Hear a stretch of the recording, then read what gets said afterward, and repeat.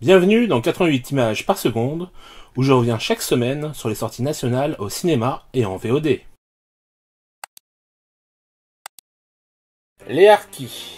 Rare film évoquant le sort des harkis pendant la guerre d'Algérie. Si je trouve la démarche des plus louables, il n'en demeure pas moins que le film est très moyen entre son petit budget, certains acteurs non professionnels qui ont du mal à faire illusion, une réalisation peu inspirée qui évoque plus un travail de télévision que de cinéma. Il est dommage de constater qu'en dehors de son sujet coup de poing, le reste peine à suivre, même si on est dedans jusqu'au bout. 4 sur 10.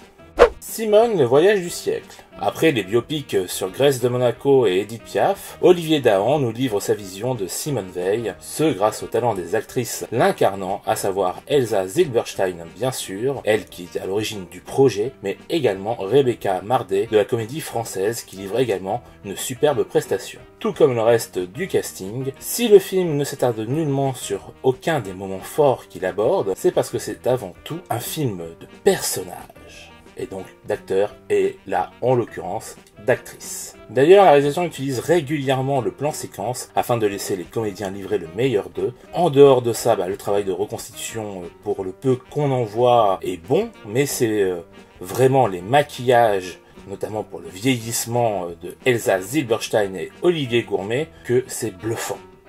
Après, la photographie est bonne, puis la réalisation et le montage aussi. Un bon film sur la dignité humaine, sur une grande dame, 7 sur 10.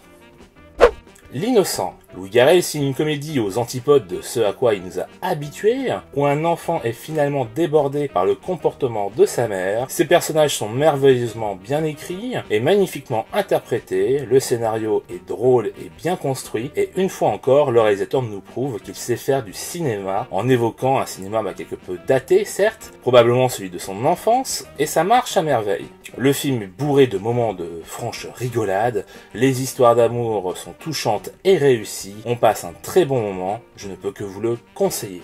7 sur 10. Butterfly Vision. La réalisatrice décide pour son premier long métrage de fiction de nous parler du traumatisme de guerre. Au vu de l'actualité, le film résonne d'autant plus, et si l'idée choc est plutôt bonne, même si le rejet des autres du personnage principal ne m'a pas permis d'être pleinement impliqué émotionnellement, pour autant la réalisation arrive à nous faire ressentir les choses de son point de vue, sans avoir à nous montrer d'images putassières. Quant à ce qu'elle a vécu, quelques glitches viennent ponctuer le film pour nous donner une idée du trauma, qui est clair et net dès le début. La réalisation est réussie, les acteurs sont corrects, et les situations font très réalistes, c'est à voir, 6 sur 10.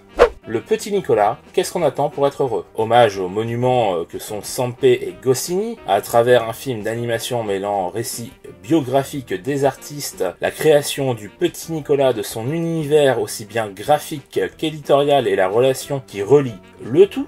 C'est passionnant, touchant et magnifiquement retranscrit dans un film à la direction artistique tout bonnement magnifique, et aux interprètes impliqués. On le sent. La BO rythme parfaitement le récit, dont le petit Nicolas est le narrateur, à l'image de ses histoires. Le tout est bien pensé et fonctionne à merveille. Un moment touchant qui fera craquer les plus récalcitrants qui ont connu le personnage lors de leur enfance.